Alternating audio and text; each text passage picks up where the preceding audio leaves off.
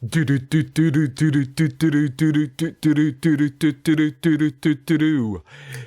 we are, Elie. It's our best of 2025. Yes, and I hope everyone has had some wonderful Christmas night. No, I'm pumped. I'm pumped because we're going to talk about this whole year of 2025, and a lot has happened in the music sphere in China. I think there's a lot to talk about. There's a lot to discuss.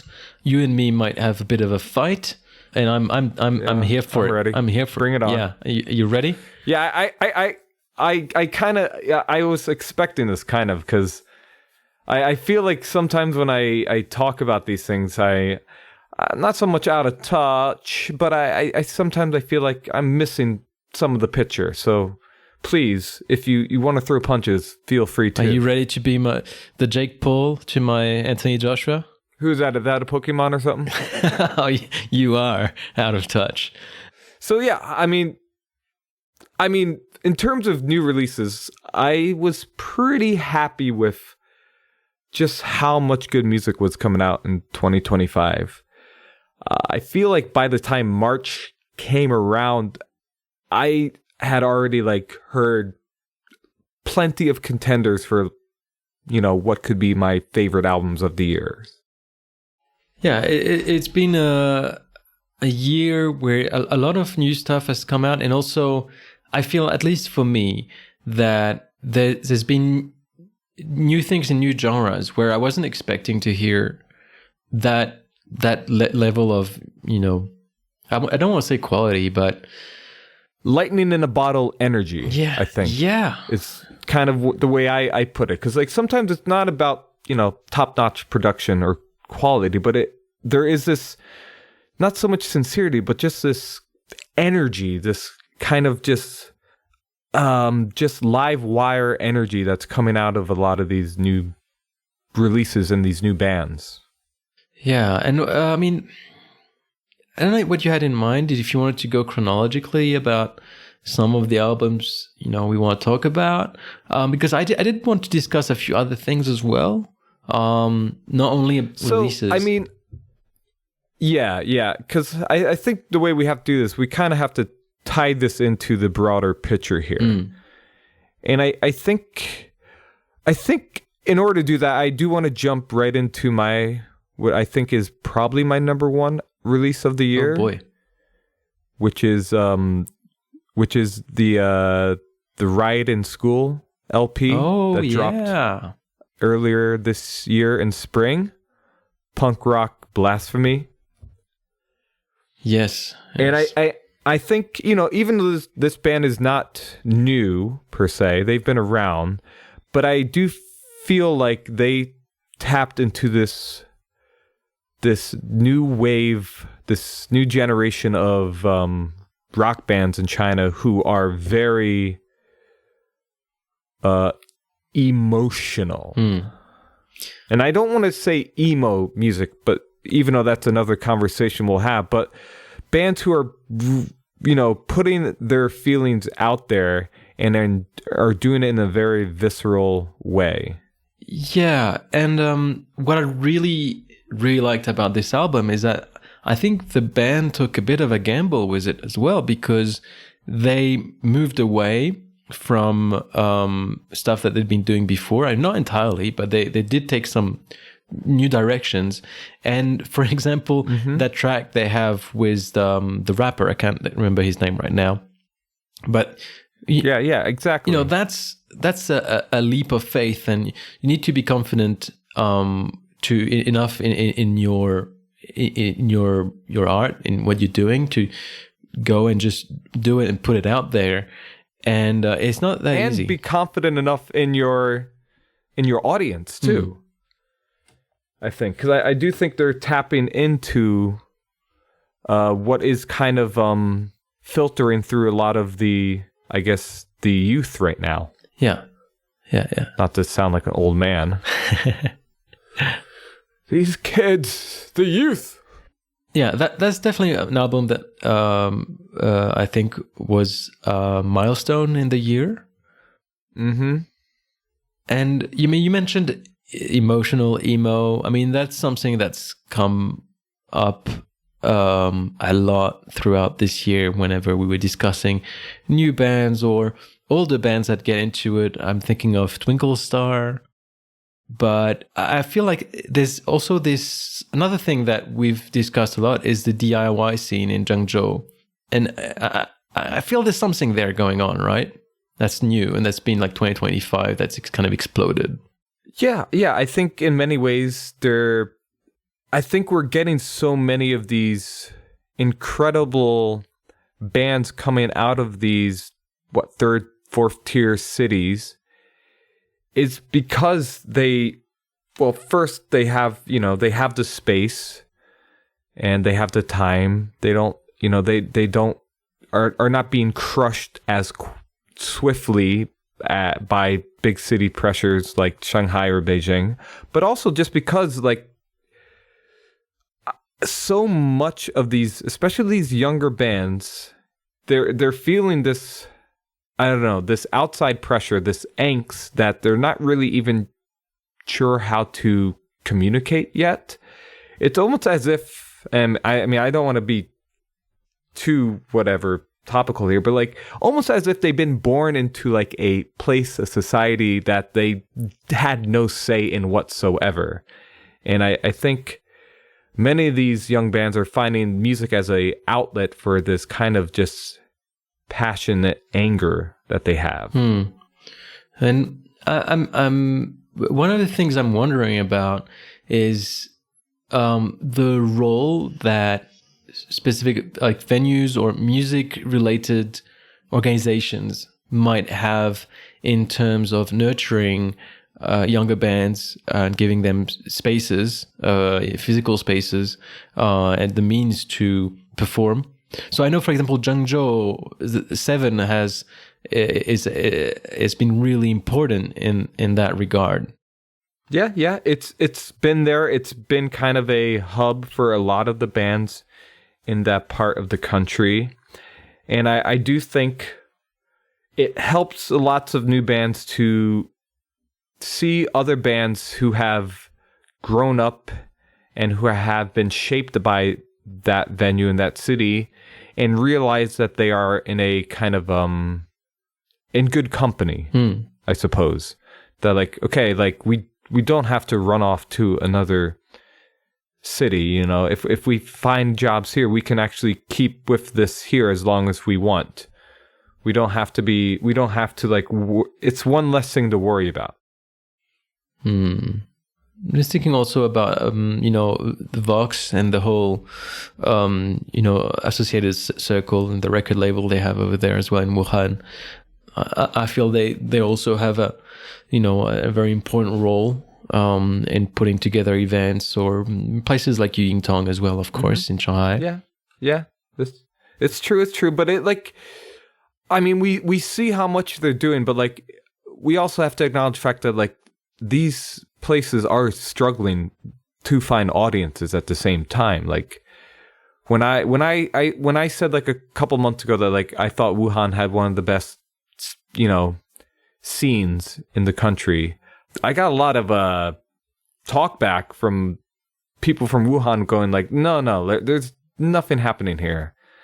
And so I think I sometimes confuse supply with demand in these scenarios. Okay, well, that's an interesting point. Another one that I wanted to raise, which is the general state of the music scene in China this year. Every promoter you'll talk to will tell you that ticket sales this year have been abysmal. Yeah. Everyone's kind of knows it's happening. Everyone says it's happening. Obviously, there was always going to be success stories, but the fact of the matter is, like, local music across the country is struggling. And at the same time, you see a lot of 2,000 capacity, 3,000 capacity venues opening up. Yeah, it's bonkers. It's kind of like I was just saying, like, there's been 5 new venues like that in Shanghai in the past few months. which is mad. And Chengdu also now has a significant number of large capacity venues that can, they have everything in terms of equipment and all that to accommodate very serious bands. But I mean, what does this come down to? What's the reasoning behind this? Just policy inefficiency? I'm not entirely sure.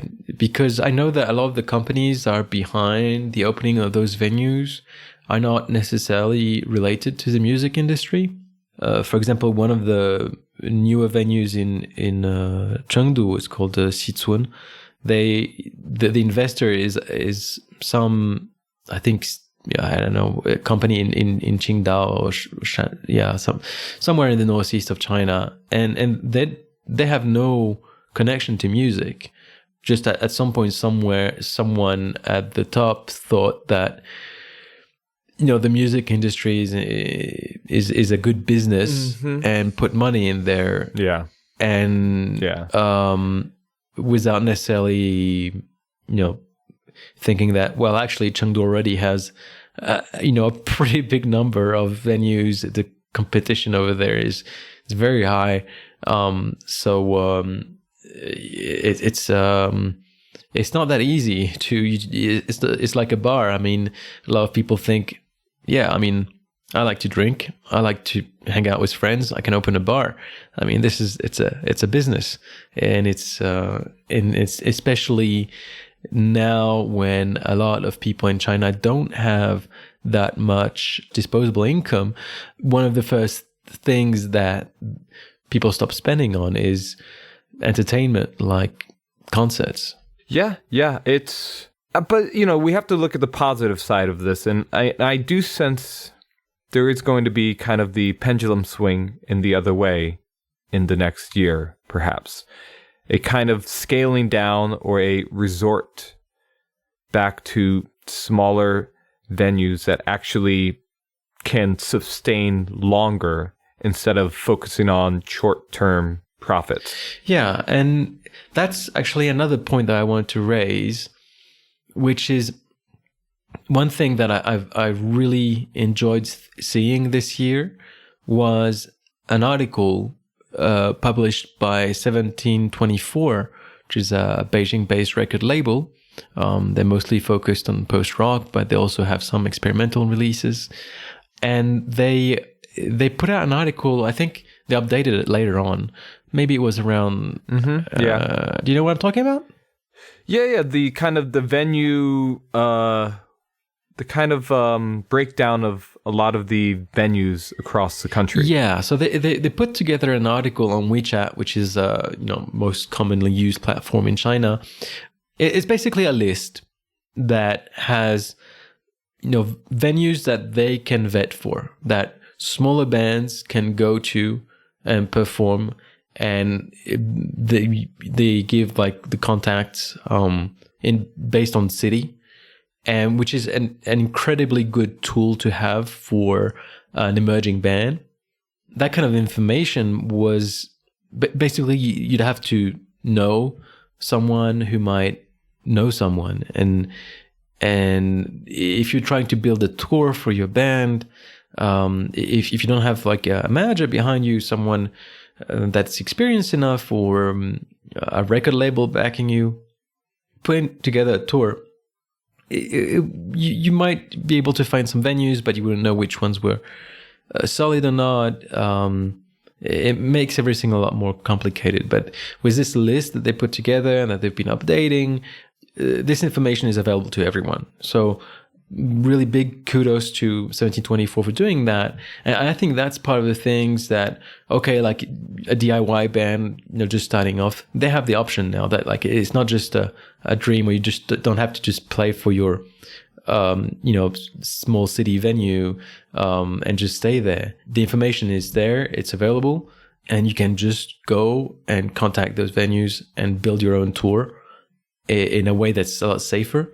Yeah, it's good to see that this information is going out, the tools are going out to build this infrastructure of basically the bands that are just starting off now have more options if they want to go and push their music further. and build themselves to start with, rather than having to sign with someone or just having to give up.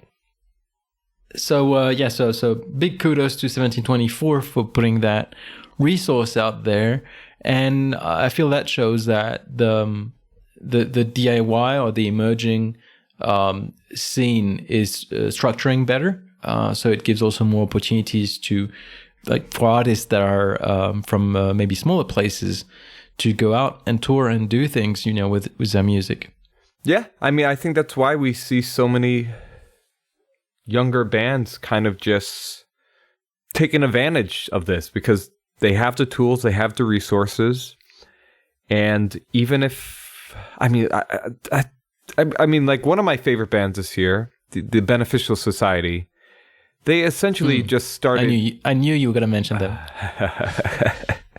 They essentially got started like a year ago, and they knew, the band was not going to be lasting long. They're actually playing their last show this weekend, but they knew they could network. They knew, the context. They knew how to get in touch with venues, and so they just played everywhere. They made all the connections. They went to Japan. They did as much as they could with the time they had, and they really made the most of it, and ended up actually, putting out one of my favorite releases of the year.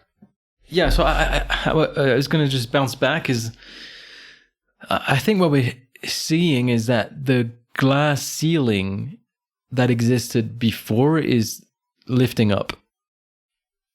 Yes, as much as a glass ceiling can in places like China. Yeah, I mean, obviously, these considerations aside, I mean, that's another thing I wanted to mention, which is, of course, but just to finish my thought, that, you have like, okay, Beneficial Society or Riot in School, or bands like Shanghai Choutian, who are, doing a lot on their own and achieving success, and being recognized for it, which was not possible a few years back, I think, without, a label and a team. Yeah, I think maybe like 4 years ago, you had to be playing for one of the big boys. You had to be ushered into the cool boys club or whatnot. And I do feel the presence of a lot of these major labels don't hold as much sway anymore over how a band operates. And plenty of bands have figured out they can manage on their own, or if they are going to hook up with a label, like, they're going to find someone who fits their priorities, instead of kind of being forced into, into something they, might not like. Yeah, and I mean, and that's going back to my opinion, is that the whole industry is becoming more professional, and you're having more and more record labels popping up, which means it's more competitive. So the older big labels now have to adapt a little bit as well, and artists have more options in terms of who they want to sign with, who is going to be able to help them develop in a way that works for them. Mm-hmm. Yeah, exactly. And they can pick and choose almost now. Like, you don't have to go to one house for all of your needs. You can kind of break it up if you even wanted to. You can have your label, your label who's managing your tours. You can have your distributors. You can have your whatever the case. You don't have to put it all in one. Don't have to put all your eggs in one basket. Yeah, I mean, it's all about specialization, which if you go to Europe or the US, everyone knows exactly what their job is, and they're not trying to do 15 different things. Whereas, in China, it used to be that basically you were the manager and the babysitter and the the booker, the publishing agent, all at the same time, and so it was difficult to do a good job at any of those things. So I mean, we're still not out of the woods yet. There's still a lot of work to do, I feel, but I am seeing progress all over the board. Yeah, it is heartening. Of course, we're not out of the woods yet, but I see the baby steps being taken there, and it's really nice to see. Yeah, and I mean, I'm gonna bring up. I mean, there's several albums that I have in mind. Yeah, I want to hear one of yours. You haven't given me anything yet, Elie. I think I'm gonna start with Wasted Laika. I thought their album was really it's a complete album. It's cohesive. It's also taking some gambles or the tracks are varied enough, but it just works as a whole album. And I just saw, actually, I was going to mention that in the previous episode, but I forgot, which is that they actually just released a new kind of EP of demos. I don't know if you saw that. Like, came out probably 2 days ago. It's an acoustic, right? I think it's like a acoustic release. So it's not acoustic. It's not. Sorry, I wrote that today. No, it's not acoustic, but it's recorded in their rehearsal studio. So it's basically demos, but they sound decent. I don't know. I guess it's just putting some groundwork for next year, another album. But yeah, I thought it was interesting. Wasted Laika was not one of my favorite bands. For because they've been around for a while now, and I thought they were okay, nothing more. But this album really, like for me, it showed a growth, and really enjoyed the album. Yeah, it's definitely in my list somewhere. It does. It feels. It's so down the bottom, at the very bottom. My lists are long, Elie. My lists are long. But it's mature. I find it's an album that grows on you more and more. It's a very rich album that kind of isn't afraid to take its time. It has this kind of bittersweet romanticism that kind of sneaks up on you. And yeah, I mean, I think one of my the criteria that I chose these albums is how much I enjoy listening to them again, like going back to them. And another one of those that I feel has incredible repeat value is Linfeng's Fleeting, which I'm pretty sure is not on your list. It is not, but that's a great pick, though. I do remember that fondly. Yeah, it's just, neo-noir jazz, like city jazz, I don't know. And you can re-listen to it, and I feel it's an album that in 2 years' time is still gonna be a good album. Like, you go back to your, soul foods. Yeah, I mean, it's the kind of perfect album to have like on in the background while you're doing chores in your house. I feel it just has a nice, smooth, relaxing vibe to it. Cool. I wanted to bring that as well because I feel a lot of the music we discuss tends to be in the same kind of circle. We do sometimes take dips into genres where we're perhaps less connected or less familiar with. I know that jazz is an example of that, and same goes for hip hop. Is a genre that I feel like I really would like to listen more to. I mean, I was very impressed with施鑫文月. We talked about the track Clouds. If you remember that artist from Chengdu. Well, I was gonna say, I mean, yeah, that was I mean, I don't have the name on hand of the album, but yeah, that's like an artist. Yeah, I mean, hip hop is something obviously that is definitely harder for me to jump into. But like when I do discover it, like Jay Fever had 2 album releases this year, which are completely different things, and like I just stumbled upon like one of his releases from September, another collaboration he does with Soul Speak. And I find it just mesmerizing, and like it almost snuck into my top 10, but like I just couldn't, because he is like in my he's always on my top of list every year because he's that prolific. Yeah. Jay Fever's super impressive. But yeah, I mean, speaking of things that like, you know, I try to always include something that is kind of off my beaten path or whatnot, but I do take in a lot, and I kept coming back to my re-listen of Khunati. Oh, right? Yep. Khunati, Mountain Pagoda. Misty Mountain Pagoda. Misty Mountain Pagoda, that's right. I just love this album so much. It's just so dense and so psychedelic, but it still has this really kind of old school rock and roll feel that that you don't get too often. I mean, WV Sorcerer, they are just one of the hardest working labels out there, and I'm just so impressed with their output every year.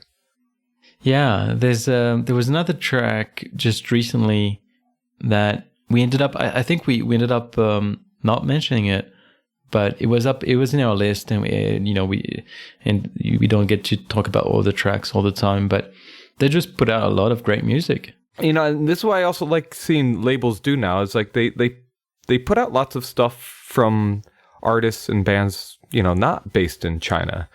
They've been more open, more welcoming to curating bands and releases from all around the world now, and I find that forward thinking for a label, and I know we're going to see more of that in the future for more and more labels. Well, yeah, and I think that's another point, perhaps. I don't know if 2025 is a turning point in that respect. I feel that the internationalization of Chinese music is long overdue. I mean, it's a topic we've discussed a lot over the years, and it's part of the motivation for us to do this podcast, and it's also a very strong motivation for me in terms of what I do for work. And based on the releases we've seen over the year, we are seeing, I feel, a lot more collaboration than we did, as you were saying. And I think probably what happened was COVID put a stop to something that was already starting to happen in 2019, but it took some time to get back to actually make these things happen, of having Chinese bands tour abroad. We've seen a lot of bands go to Japan. We've seen some bands go to Europe and North America. So I think that's great, and perhaps 2025 for this is also a milestone or a turning point. Yeah. I mean, not just Japan. Like, that's the easy option, but like seeing bands go to Korea, seeing bands go to Thailand, to Singapore, this is where it's getting interesting now, because you do feel there's kind of a opening up on both sides to kind of share more music with one another. We're also seeing this in terms of like the labels that are picking up bands or artists in China. Lots of these releases now are on labels that are based outside of China. And so you see bands and artists more confident in kind of just, I don't want to say cold calling, but finding labels that suit them and reaching out and making these connections. I think it's a consequence of more and more people having the tools of record labels being able to discover Chinese artists themselves, and Chinese artists also being more comfortable with English, which is a really important aspect of that. Going abroad and finding the information to be able to contact record labels as well, because everyone, I guess, listening to us now knows how difficult it is to get information about what's going on in China. I think that's also one of the barriers that's starting to lower. Huh? So, what do you mean? Starting to lower what?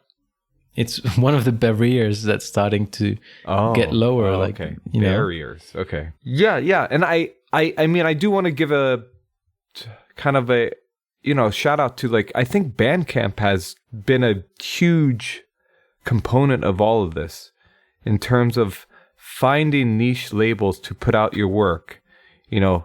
Like one of my favorite, releases, Kola Ren's Mekong Ballad. Mekong Ballad? Yeah, it's on my list. Released with Human Pitch, That's probably, that's not something you're going to find on Spotify. You're not going to find labels on Spotify like that. That's kind of scrolling through, going on deep dives on Bandcamp and finding labels that, fit your taste and kind of making those bridges there. Yeah, I mean, another good example of this, I think, is Smiqra, peer review by Oxen.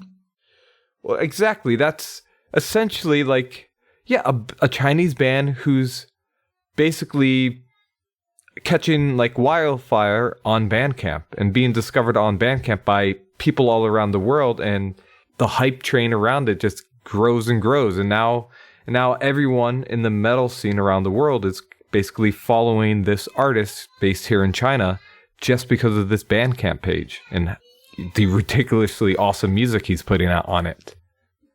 One thing that I wanted to mention that is also really impactful for the music scene, you mentioned how Japan was a natural market for a lot of bands. A lot of Chinese bands would go there.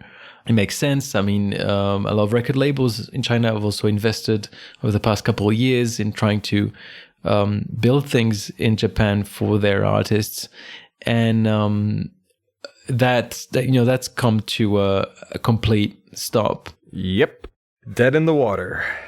Yeah, so I mean, that's one of the specificities of China, and political events will have consequences and have very direct effect on things, on the music industry here.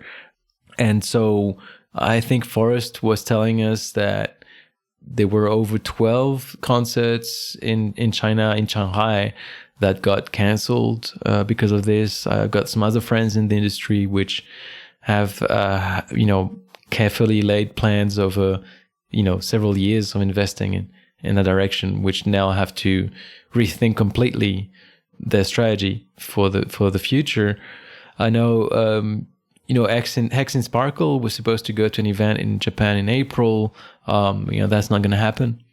Yeah, it does force lots of promoters, particularly, to kind of pivot on a dime and, as you say, just recalculate and recalibrate their whole freaking year plan in terms of investment, in terms of what countries they're going to look to for bands or where to bring their bands. And yeah, as we know, like, a lot of this is just kind of knee-jerk reactions. Now, the thing is, like, probably in a couple months, the whole Japan thing will likely go away and bands will start to slowly come in again. But the damage has already been done. And now you have everyone very timid about, well, that could just happen again and again. And so it's going to make people very risk adverse. Yeah, and it might not be exactly just a matter of a few months for this one. I mean, we've seen for Korea that it's been going on, for years now. Yeah, it's part of the deal, in China, and it makes it harder for us to operate. But that it is what it is. I don't want to finish this on a negative note, but also an end of year album that I thought I'd mention. It's not a full album; it's an EP, and it just came out, and it's Jimao. Yes, of course. Yeah, this is at the top of mine too. I mean, I couldn't slip it into the top 5 because they were in my top 2 last year. So I had to give it to someone else. But seriously, how good is this EP? It's brilliant. It's brilliant. People go out there and listen to it. It's a beautiful little EP, and I can tell it's only a start of something else is going to come from then 2026, I feel. And just beautiful. I think it'd be great if you could talk a little bit about your end of year article, because you do go in, you're quite exhaustive in terms of what you cover, and I think it's good for people to know about that. Yeah, of course. I mean, this is just a tidbit of my best of stuff. I do give a short list to Beehype. If anyone wants to check out my list over there, Beehype is a pretty amazing website that kind of asks editors from all around the world to put in their top picks of music coming out of certain countries. And so I was happy to contribute there. That's Beehype. That's BEEHY.PE. And check that out. I will also be making a much longer list on my Live China Music WeChat account, which I'll eventually update to my Live China Music website. And that will include upwards of probably 30 albums, something around there. And I'll go more in depth about, favorite bands, best shows, and all the nitty gritty of it all. Yeah, that's awesome. I'm really looking forward to your list, as I do every year. I'm also looking forward to 2026. It's gearing up to be a great year. I'm excited about the projects I'm working on, and I'm excited about the podcast that we've kept at it. Despite our busy schedules and our limited abilities. Despite, yeah, that's one way to say it. Yeah. Despite my sanity going out the window. Well, I feel the podcast actually brings me peace and sanity in this whirlwind, constant whirlwind. So I guess, that's it for this special episode, yeah? Yeah, that's it for 2025. Let's, put a bow on it. Get out of here. Let's get into 2026. I'm excited already. Yes, absolutely. And so, this is coming out on the 31st of January. So if you're celebrating, if you're listening to when it comes out, Happy New Year to you. Wish you the best. Hope you have an excellent party or whatever it is you do today. And if you're listening to this later on, well, welcome. And, we're going to be back in 2026 with more music, more tales from China, and hopefully more exciting special episodes as well. Indeed. Thank you again, everyone. Have a happy new year, and see you in 2026. Catch you in 2026. Take care of yourselves and your loved ones. Have fun and enjoy some good music. Laters. Bye. Bye.